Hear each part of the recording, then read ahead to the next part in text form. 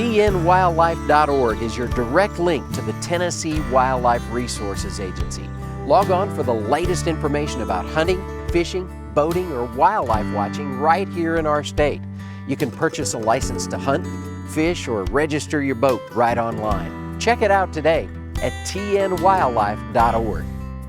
This week on Tennessee Outdoor Journal, we'll start off with TN Bass Nation, Percy Priest Clean-up. Guys are building out here. These are mile guns. That's what they're set up for, is to shoot a mile. Next up, Shooting 101, long range shooting. So when you get into these, the guns have to be heavy. If you want to shoot a box, even a box of shells at them, they're going to have to be heavy. And we'll finish off with a Drop the Tailgate, Catfish Grabling. Pretty big hole.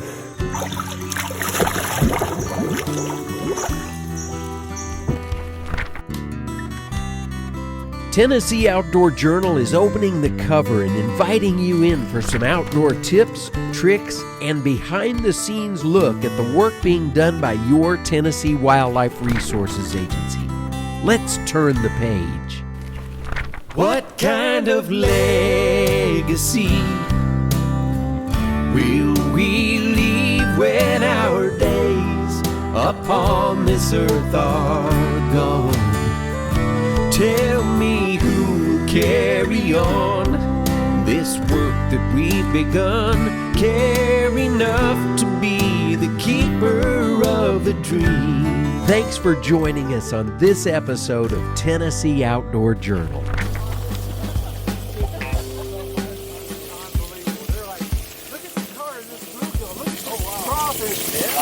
They didn't realize there's live shells in here. Oh yeah. Lobsters love it, crayfish love it. There's one.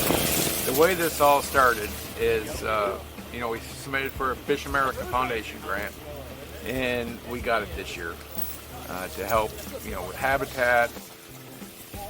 We've been doing stuff down at Tim's Ford, Normandy, Woods for the last 6 years. Yeah. Well, our director, your director, Bobby Wilson said, "Hey, we've got a grant. We need somebody to put in for. We're going to, try it." So we submitted for the Fish America Foundation grant. We got that. We got the AFCO grant. And originally we were going to do just, stake beds and go around and do habitat stuff and have the youngins, all the high school kids pick up the shoreline like we normally do on Priest and Kentucky Lake and a couple other places. And about 2 weeks ago, Bass Nation, I've got a really good source for the telephone post for the new fishing piers that Teddy's putting in here. Yeah. And I drove some up here to him, and we got looking. I said, "There's about 800 tires out here." Yeah. And I said, Ted, are we trying to remove those? And he said, "Yeah, it's sort of slow." I said, "You know what? We're gonna fix that." So what we've done is, in addition to picking up the shoreline, which the kids did that first thing this morning when we got here, as we were getting things set up, they picked up all the trash off the shoreline, and then, Lance Lanham with Grade A Construction, he'd volunteered to bring down a tracked skid steer, so we're not tearing everything up, to help us drag all that stuff out. Well, we're in the middle of dragging it all out. Our Bass Nation kids have actually found out a pretty good lesson today. 50 years ago, this was a great idea. Yeah. We all got into doing it. We did all over the country. All the fishermen's guys did. We figured out it ain't such a great idea. Now we're cleaning up. We're pulling them out. We're cleaning them all up and looking at them. And one of the things that has happened today is our Bass Nation kids have found out that, hey, there is actual live oysters, freshwater oysters and mussels and priest, and they're like, wait a minute, where did these come from? Yeah. And they're all over the place. So they found that, and there's little ones here found bluegills and everything else, and crayfish, and they're looking at the colors of them. And Ted Alferman, has been great with fishers. We've talked to all of them. We all fish from boats. When we fish Bass Nation, we got our tournaments and all that stuff, so we fish from boats. This is an area where you don't have to have a boat to come fish. You can wade this, you can fish off the fishing piers that the guys are building out here, and just bring the family down and have a nice time in a nice clean environment now. And we're taking all the bad stuff out of here and putting good stuff back in. Ted, I don't know if you put them in yet or not, but we had some spawning boxes that we made for bluegill with pea gravel and that stuff in, and we're going to put it outside of the fishing pier. We thought it was going to take us about 3 days. I think this is actually going to take us about 1.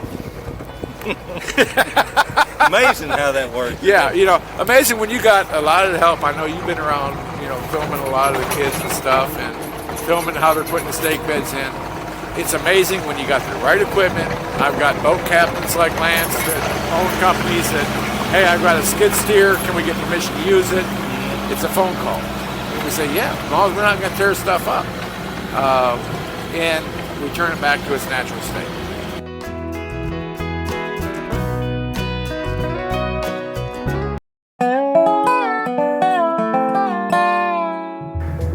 Hey, I'm Jamie Feddersen. I'm TWA's Migratory Game Bird Program Leader.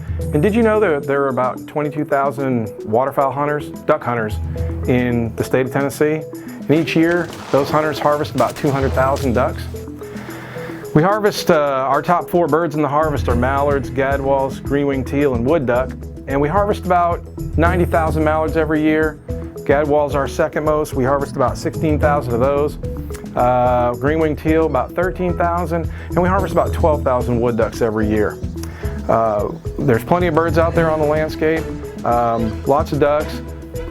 If you're into geese, we do have Canada goose seasons, and we harvest about 20,000 Canada geese every year. We have 8,000 hunters that get out there and do that. And most of those geese are harvested during our early seasons in September and October. About 15,000 of those 20,000 geese are harvested then. So the rest are taken during the later seasons that coincide with the waterfowl season. So there are plenty of opportunities to get out there.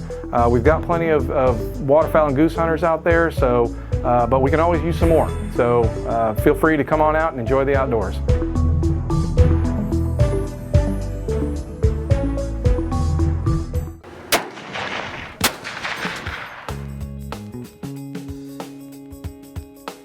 Hey, I'm Rob Klippel. I've been with the agency about 20-some years. I've taught long range for about 15, 18 years. We're going to talk about guns, the caliber and the guns to pick out, and how you need to start out in long range. Long range is sort of to the beholder. We start out with 22s. They have a lot of 22 competitions now. They're shooting 22s out to 300 and 600 yards, so that's pretty impressive. And you can start out with your 22, shooting at 100, 200 yards and see what it do, and you can go up pretty rapidly in price and quality of 22 rifles, and it's a growing sport for 22 competitions. When we start doing long range, this of course is 6.5 Creedmoor. This is a Ruger Predator, American Predator. So this gun started out as a $400 gun. You can switch stuff. Obviously it doesn't look like one now. The stock's been changed, the trigger's been changed. But this is a half minute gun. So it will shoot 1/2 inch at 100 yards. It will shoot 2.5 inches at 500 yards. And for a $400, what started out as a $400 gun, everybody can sort of get into it with this. You can do different changes once a year if you want. Buy a Timney trigger. Your optics are gonna, when you start shooting out past 500 to 1,000 with these guns, your optics are gonna be very important. You're gonna have to have good optics. You can afford a $400 gun, but the optics you're gonna probably have to spend some money on and go up to probably $1,000 to get a good scope. Your scope's gonna be the most important. Almost all modern guns are gonna shoot well, at least 1 inch at 100 yards, which would be 10 inches at 1,000. And you can go to a hunting rifle, and this one will easily shoot 1,000 yards and shoot it under 10-inch groups. You're probably gonna have to stay with a 6.5 and gonna get a bunch of eye rolls. 308s are very hard to shoot long distance now. Now that we have the 6.5 Creedmoor, the 6.5 PRC, 308s are very difficult. They drop extremely fast. This 6.5 is gonna drop about 25 feet at 1,000 yards. A 308 is gonna drop 40-some feet at 1,000 yards. So as that bullet slows, the wind is much more susceptible to wind. So a 308 is much more difficult. You can do it. They've shot a 308 1,000 for years. You can do it. It's just much harder than with a 6.5 Creedmoor. Then when we bump up a little bit, this is more of a dedicated long-range gun. Once again, 6.5 Creedmoor. You're not going to be able to carry this very far and hunt with it. It's a Savage Stealth. It's a half-minute gun. Notice good optics once again that you're going to have.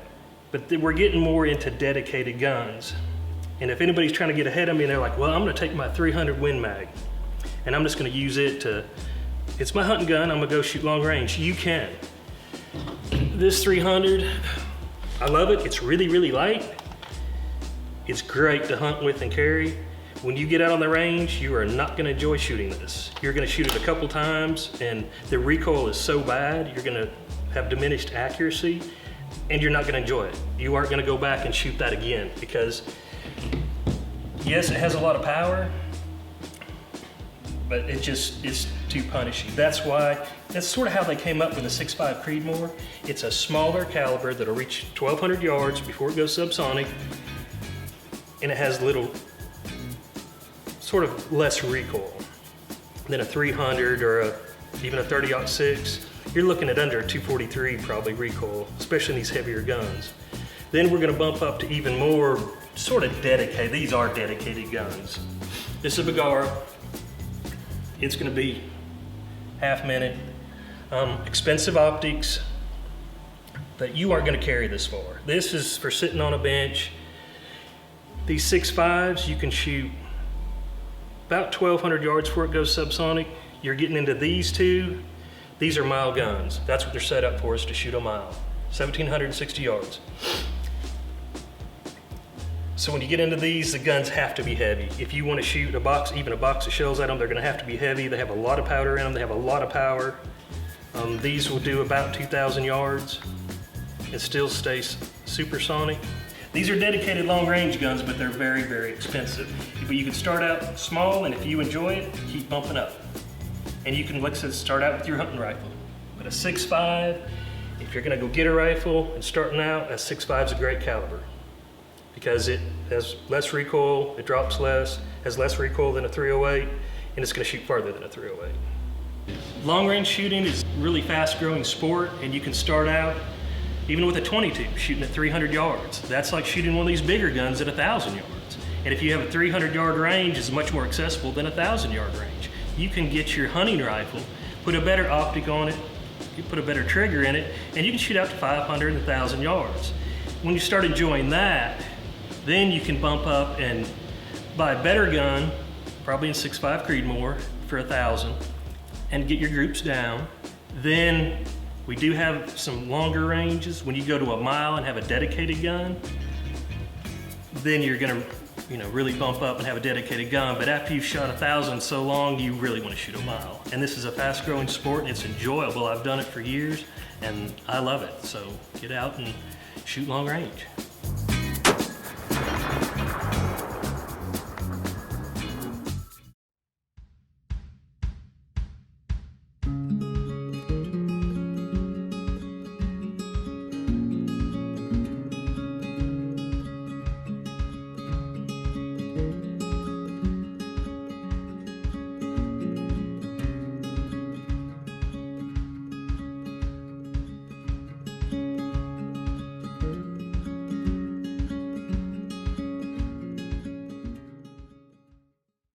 Hey, this is Amy Spencer, Outreach and Communications Coordinator for Region 1 in West Tennessee, and I'm joined with Jonathan Sane this morning, and we're getting ready to go out and doing a little bit of grabbling on the Hatchie River. All right, Jonathan, tell us, what is grabbling for the people out there that don't know? Grabbling is catching fish with your hands. They can get anywhere. You can find them in anything in the river, anything they can hide in, get in to nest. There'll be fish in there. Now, I'm going to go ahead and say this is late kind of mid to late July, and we are just a little bit late, but we've had some high water on the Hatchie. Yeah. Our water temperatures have been just a little bit cooler. Yeah. And you know, the fish are still holding. So mainly, what would we find today? There's still going to be a few fish around. Maybe that mostly is going to be males that are still guarding the nest. They got eggs. Most of the females is done laid by now, probably. And gone. Yeah. Now, when we say we're looking for a fish, some people put boxes out, but where we're going this morning, we're looking for those natural cavities. Yeah. Most of them is going to be under the clay banks. The clay banks, they get under there and they'll dust out a spot where they can lay their eggs and guard it from everything else. Now we're doing this natural. There's no air, so it's only your air. We may be going underwater completely, 6, 8, 10 feet, or we might be above water. And I'm just going to go ahead and tell you I'm the above water person because past experiences with Jonathan on the river, I am not a person that likes to fight a pit bull underwater. Well, they can get wild sometimes, you know. They can be anywhere from a foot to 20 foot deep. You just never know. Right. I'm good as long as I can keep my head above water, but today we're going to experience everything. We're going to have some shallow water, we're going to have some deeper water, and we'll just see what we can find. And Jonathan, how long have you been doing this? I've been doing it for 10, 12 years, I guess now. And I guess I've been tagging along with you for probably about 7 years. Probably. One thing I like about Jonathan's Grabling is this is a family event. We've got his parents here, we've got your sister, a lot of times his wife is participating, friends. So this is a big friends and family outing that we do. And one thing about it, it's a great family experience. That's right. And I want everyone to know anyone can do this as long as you're willing to try it, as long as you got that fishing license. That's right. So even though you're fishing by hand, you still got to have a license. And let's just go out and see what we can get into this morning. All right. All right.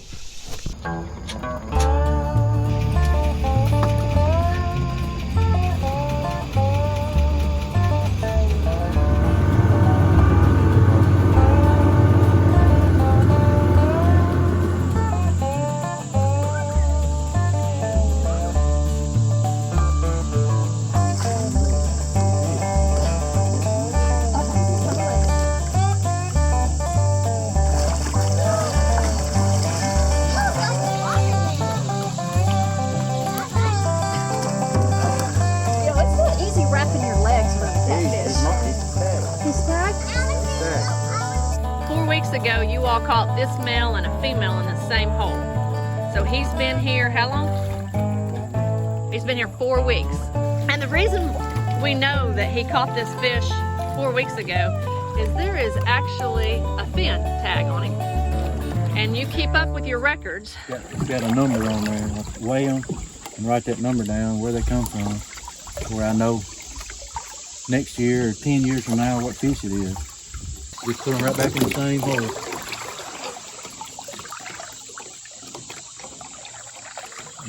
He's in the same hole that he come out of. Get them gloves on it. Get him, don't get him. Get him. Get him, Coach. You got him?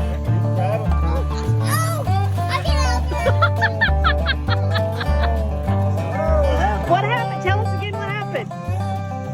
I was over there and I felt his shell. And then what did you do? I got out of there. You got out of there.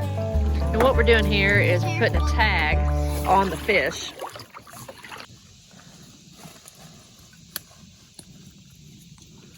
And it's got a number on there. 077. All right.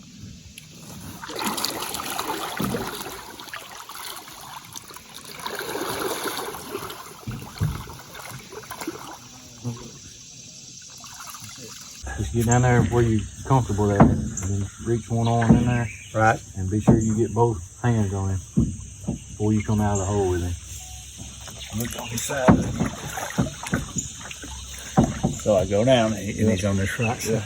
He can help push you down to save that much breath and Here, energy. yeah.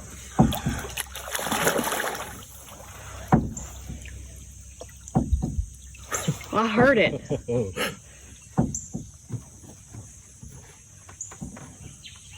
He must have backed up. He hit me, but he went. He hit me, then he went away. Did it? Yeah. Yeah. Do it again. He'll come back maybe. Well, give me a second now. I'm not the one that's got all the breath that y'all got. All right. Yeah, he hit me hard, and I thought he was gonna. And then I went to do my other hand, and he got shot done. back, and he went. It's deep in there. Oh, it's real deep. Yeah.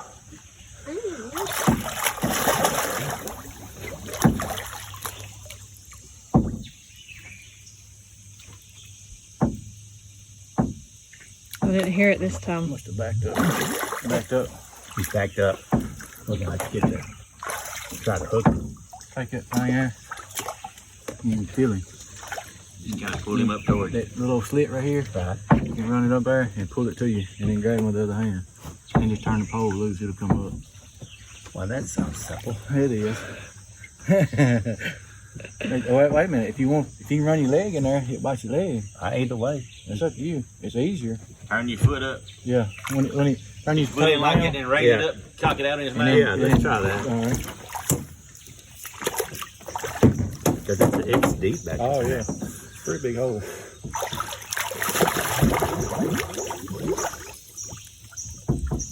I heard him.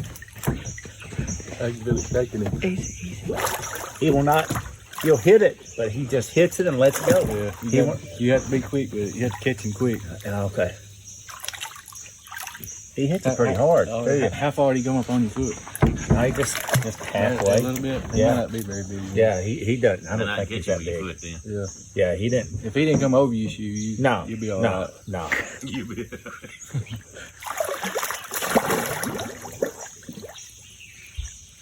Heard him again. He's stopping. He's stopping good. He might have him. Man, he hit. I just cannot get him to stay on there. You know what I mean? Yeah. He'll hit it and hit it and hit it. Can you get in head first? Yeah, no.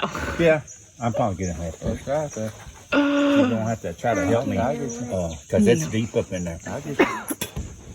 Yeah, I can probably go my shoulders Yeah. through there, I believe. You can lay sideways and go farther with one arm too. If you lay sideways, you can reach farther Yeah. than you can straight. You know, Yeah, your we head. might try that. I'll just. Let your feet on this way.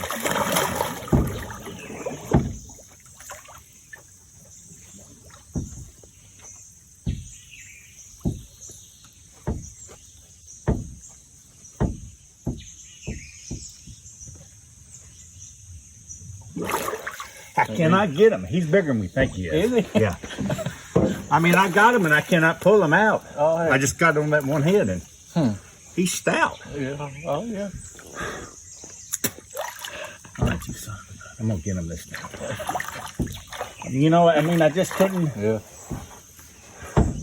When you come up with him, wrap your legs around him. He's gonna roll. Can't hold it if you don't. Yep. Probably. If I don't get him this time, I'm gonna let you have a go at it. I ain't worried about it. I want to catch him one way or the other. Ready?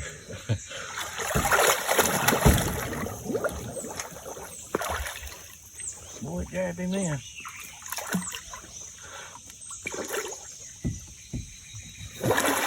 Got him. Hold him. I got the pole too.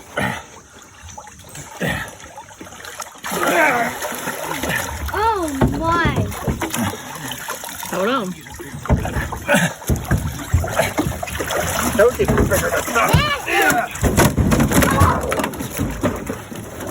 Oh my goodness. We got a fish. What do you mean do? Just don't let him get away from me there. You might have to hold me if I come up with him. I'm gonna hold you.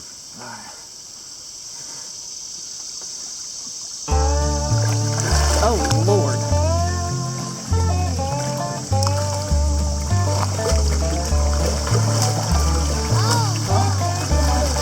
All right, everybody, let's get our weights in there. What's gonna weigh?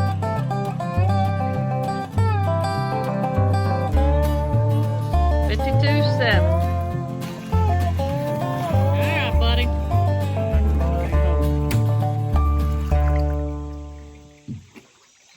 There you go. Hey everybody, it's Amy Spencer. We just got done on the Hatchet River grabbling. I'm joined with Jonathan and also Hardeman County Game Warden Bubba Spencer. And we had a pretty good morning. Had 5 fish total. Big fish being 50-something pounds. 53 something. All right, and then the smallest fish was a little blue. About 5 or 6 pounds, probably. All right, now the big fish was kind of interesting. We had a lengthy video and a long process of getting that fish out, but when you finally got it, explain how you got that fish out. Well, he was about, what would you say, Jonathan, about 10 feet deep? Probably about 10 foot. So we had to go down 10 feet, and then the hole he was in, he was probably in the back about 4 or 5 foot in there. Yeah, yeah. So when I went down and I sort of had to turn sideways to reach my right arm in there. And I finally got him to latch onto my hand. Then I could bring him back and got my left hand in his mouth and brought him over and sort of wrapped my legs. And then Jonathan knew that I had the fish, so he came down to help me get to the top. That's right. And then we had to sort of struggle over to the boat to where we could finally get our feet on the bank and then finally get them into the boat. So there was a lot going on that that's right. people aren't seeing. That's right. You'll be able to see the pole. That pole is there for you to hold where the current don't wash you down the river. And I don't know if you saw, but as we were coming up, we about pulled Lydia plumb out of the bank She there. was trying to hold everything and help too. He was fighting so much. It's like fighting a 50-pound pit bull underwater. That's right. That's right. They can get mean sometimes. Well, you tickled me earlier this morning because you were like, wrap your legs around the fish. Well, wrapping your legs around a slick catfish is not the easiest thing to do. It's not, no. But if you can't get them legs, it's hard to hold them, you know. That's true. He'll twist out on you. Yeah, he'll twist, We had a couple get out on us this morning. We had quite a few sort of shoot the hole on us. And it's getting late in the year. It's just part of it, I guess. When they decide to leave, it's just not a whole lot to do to stop them. If they ever get that head past you, it's too late. It's too late. Now, I will say everything we got this morning were males. Some of them were some fish that you re-tagged or you had tagged earlier, either a couple years ago or this year. So now one fish, interesting, you found him 4 weeks ago. Yep. So it's been in the same hole. Same hole 4 weeks ago. Yep. Sure was. Well, we hope you all enjoyed this segment, and we hope that you all get out and try it. Again, this is something anybody can do. You just start going out, practicing, looking for those holes on the bank or under the boat ramp. Find somebody that does it and get with them, and then they can teach you the ins and outs. That's right. And it's a lot of fun, and it's a lot of work. Yeah, it's a lot of work. It's a lot of wrestling. It's a lot, a lot of time in the water. It's not for everyone, but that's right. If you don't mind getting your head underwater, well, I don't put my head under. It can be a lot of fun. We made it back with all of our fingers and all. Yeah, we're all back in one piece. A couple little war wounds to talk about Might today. have a few teeth marks and a few bruises. We're good. Hope y'all enjoyed this segment. Thanks for joining us on this episode of Tennessee Outdoor Journal. We'll see you next time. Tennessee Outdoor Journal is produced by your Tennessee Wildlife Resources Agency. Tell me who will carry on this work that we've begun, care enough to be the keeper. Hi, I'm Tracy Lawrence, just letting you know that the Tennessee Wildlife Resources Agency supports itself and manages all of the state's wildlife with the dollars invested by hunters and fishermen when they buy licenses. If you've never bought a license, but appreciate the abundant wildlife we enjoy in this state, I encourage you to do it. Start with the Type 01. It's a great investment in Tennessee wildlife. Learn more at tnwildlife.org. Buy your license today at GoOutdoorsTennessee.com.